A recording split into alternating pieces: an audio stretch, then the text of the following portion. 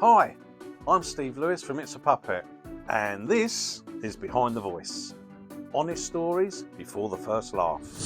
Hi, I'm Daisy, and I'll be speaking to ventriloquists about the struggles, the setbacks, and how they got started. Featuring the world's best ventriloquists I've been lucky enough to meet, build puppets for, or even work with on stage, sharing their stories to help inspire those who are just getting started and may feel a little bit different to keep going. I am fairly new to my ventriloquism journey, and even though I face some challenges and online negativity, I've kept on going. And I'm super duper excited to be asking the questions I've always wanted to ask some of the coolest people. I followed Daisy's journey right from the very start, and her positivity, her determination has been absolutely incredible. And I'm so glad that she's the one that gets to ask the questions others don't get a chance to. So join us as we go Behind the Voice. Today's guest is someone I'm proud to call a close friend. Gareth Oliver. He has spent 27 years in the business, over 15 years working professionally on cruise ships, performing night after night for audiences all around the world. He's a Britain's Got Talent semi-finalist, a singer, a ventriloquist, and in my eyes, the UK's own answer to Terry Fator. I've been lucky enough to build several puppets for Gareth over the years, including the Final Boss, Elvis Presley, recently an Ozzy Osbourne tribute, and we've collaborated many times on social media. But Behind the Voice isn't about the characters people already know, it's about the journey and what the art gave you before the first laugh. So let's send Daisy a little message to let her know who she's going to be speaking to today. Hi Daisy, I thought it'd be really important for you to hear from someone who truly understands long-term commitment to this art. Someone who built a career through consistency, graft and belief. Today's guest is Gareth Oliver, and he's willing to share his story.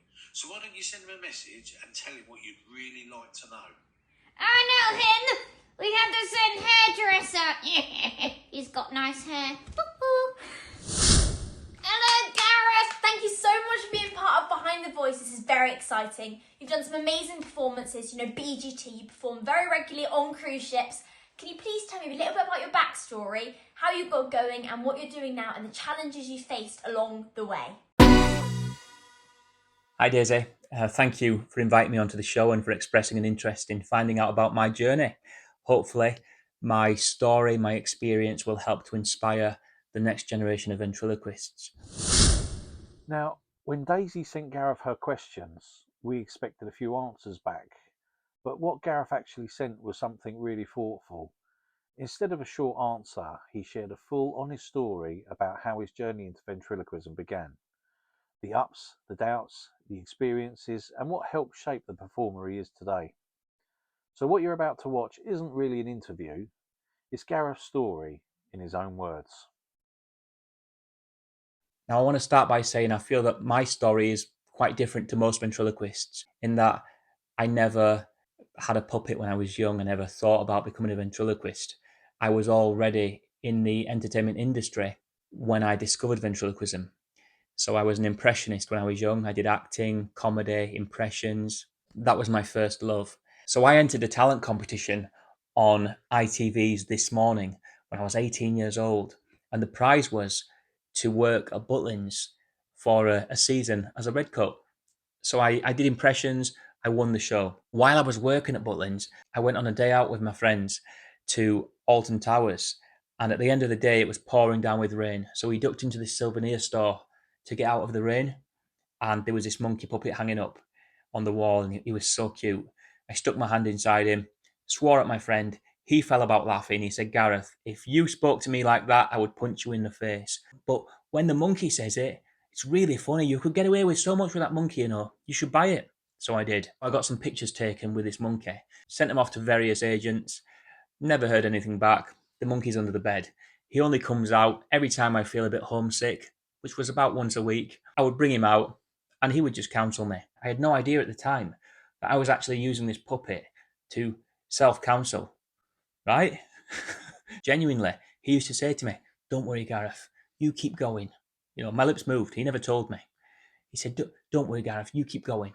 You'll get there. Remember why you got into this in the first place. I believe in you, you believe in yourself. That was me self-counselling through this monkey puppet, right? I had no idea what I was doing.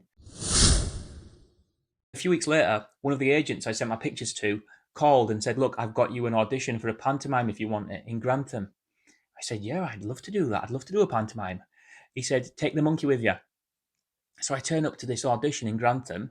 I read a bit of the script, did a song, I did some voices. Then the director, really old school guy, he's no longer with us now, sadly, but he said to me, your agent tells me you've got a monkey. I said, I have, he's in the bag. Do you want to see him? He said, yeah. Now, bear in mind, at this point, I'd never done ventriloquism. I never thought about being a ventriloquist. I just used this monkey, to swear at my friends or to offer me a bit of counselling when I felt a little homesick. So I just got him out and I just said, give him the job. Give him the job. Right? That was all I did. Anyway, I was on the way home and the agent calls me and tells me, you've got the job. He said, the director loves the monkey. What did you do with him? I said, well, nothing. I just got him to say, give him the job. He said, well, it worked. And I actually ended up performing at the Guildhall Arts Centre in Grantham for 3 consecutive Christmases. And it was the thing really that forced me into becoming a ventriloquist, because I was told that as the speciality act in the show, I would be given a 7-minute spot all to myself. The stage is all mine in the second half of the show, just me and the monkey. I didn't have an act with the monkey. I was not a ventriloquist. So during that 1-week rehearsal period that we had prior to the show opening, I literally spent a couple of hours each night just writing some silly jokes and practicing with the monkey. And when the show opened, went out and did it. And it was a roaring success. I'm not going to lie and say that I was fantastic. I wasn't. I was absolutely terrible. But here I am, this tall, gangly, very young-looking 20-year-old with this monkey puppet talking about splitting up with his girlfriend because she couldn't stop farting. It was funny stuff. If I did it now, it wouldn't be funny. But at the time, it was funny. And I guess really it just evolved from there. As far as I was concerned, when I went into that job as a redcoat when I was 18, I was going to become a comedian, an impressionist or an actor when I finished my contract at Butlins in 1999. And I guess if you think about it, ventriloquism actually is the perfect hybrid. It incorporates all of these things because you are doing an impression, you're doing a different voice when you're using a puppet. You've got to be funny. You can't just be technically good. And you're acting because the monkey's not real. You're acting, right? So I guess it does encapsulate all of those things. I was thinking, I want to do acting, I want to do comedy, I want to do impressions. I got that. I got it all. It all came in the form of ventriloquism. I just didn't know what I was looking for at the time. On a cold and grey Chicago morning, a poor little baby child is born in the ghetto. Wow, how'd it go, Gareth? And his mama cries. Wow, sounds like me. That's weird. As if there is one thing that she don't need. I was never a singer. When I was young, I was told I couldn't sing. I was told I was tone deaf, right?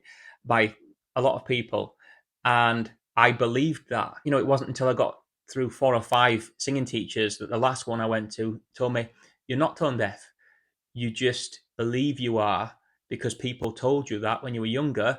So you stopped listening to the music. And she taught me a lot. I went for 2 years of singing lessons. I still want to go out and sing, without a puppet. People say, oh, you should sing without a puppet. And I say, well, why?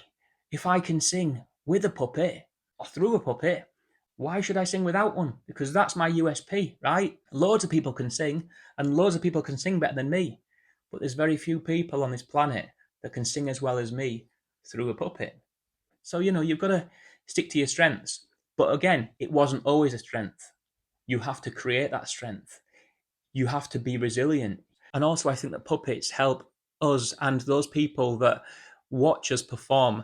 I think it offers a connection to this inner child that we all have, young and old alike. It's great to be able to go out and entertain grandparents, parents, children, grandchildren, people of all ages. They all experience this reconnection with their inner child. And it doesn't matter whether you're using a monkey or an old man or a turtle puppet or an Elvis tribute.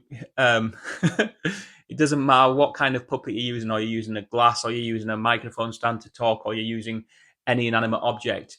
It doesn't matter what it is, because everything is representative of someone or something or some time in your life when you felt this sense of wonder. And I really feel that ventriloquism offers you an escape from this current reality and a direct link back to that time when you felt comfortable singing and dancing in the street. What a wonderful world. I'll tell you what, I wish I could sing like that. Now listen, you can have a fantastic career in this industry, but I want to make it very clear that nothing comes without sacrifice. Don't think, oh, you get to work all over the world on beautiful cruise ships. Yeah, this is great. But when you have a family, I have 3 young children. And before we had kids, my wife, Alice, and I used to work together on cruise ships. We went all over the world together. We performed on more cruises than anybody has ever performed on. Each year we were performing on over 70 cruises. The most cruises we did was in 2016. We did 74 cruises. We were massively in demand. Ironically, all through my career, I've been told, oh, you're in a dying art. It's a dying art, ventriloquism, isn't it? And all the while, I was the busiest act in the cruise industry.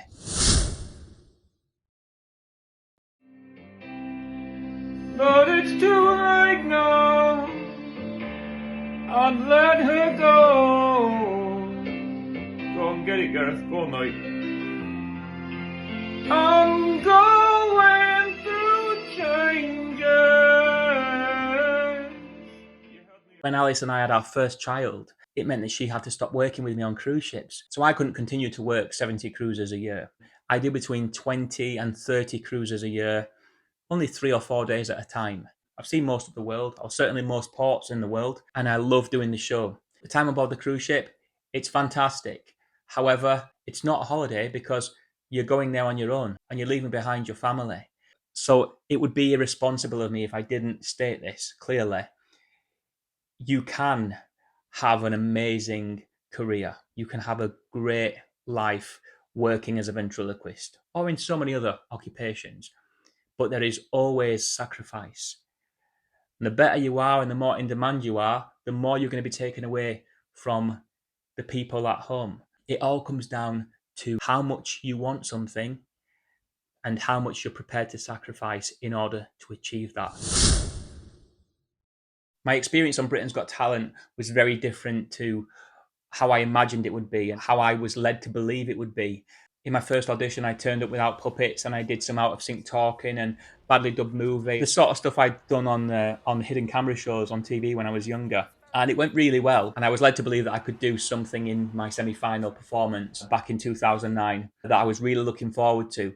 Unfortunately, a week before the live semi-final, I was told that I couldn't do it. And at this point, I hadn't been on TV yet because they saved me until the last week, which meant that the likes of Susan Boyle, Diversity, Stavros Flatley, they were all household names in the UK and internationally, some of them at this point. And I hadn't even been featured in my first audition at this point. And then to find out that I wasn't allowed to do what I had been told I could do for the past few months was really difficult.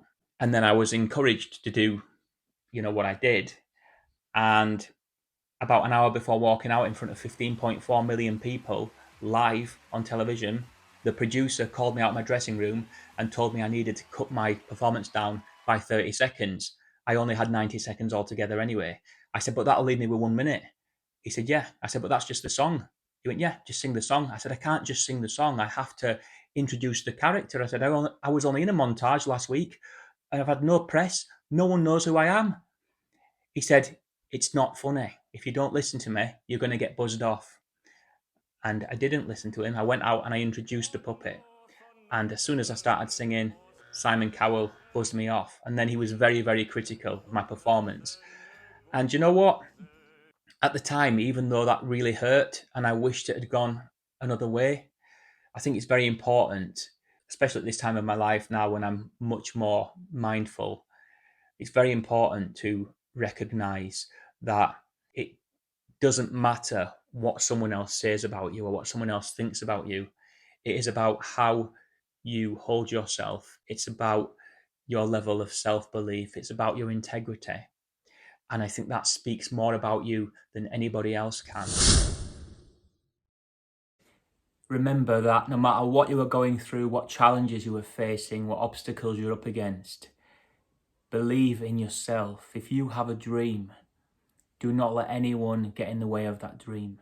Make sure you fully apply yourself. You want to be a ventriloquist? Then you become a ventriloquist. You do what needs to be done to make it work. That's what I did. All of the odds were stacked against me making it in this profession. And yet somehow, here I am, 27 years after landing a job as a redcoat, and I still continue to grow in this space, and I remain passionate about what I do. So if this is something that you feel deeply passionate about, then just stick with it. Never give up, and prove them wrong. Wow, Gareth, thank you so much for sharing that. That was very interesting, and it really shows just how much of a family man you are and how you still manage to perform and do what you love. It shows that with determination, you're able to, get far and do everything you love, and you're really good at it. What Gareth shared there was honest, not just about performing, but about finding your way, learning as you go, and building something over time. I think what stood out most for me is that every performer starts somewhere, and the journey is rarely as straightforward as people imagine. So a huge thank you to Gareth for being so open and generous with sharing his story. This is Behind the Voice. We'll see you next time.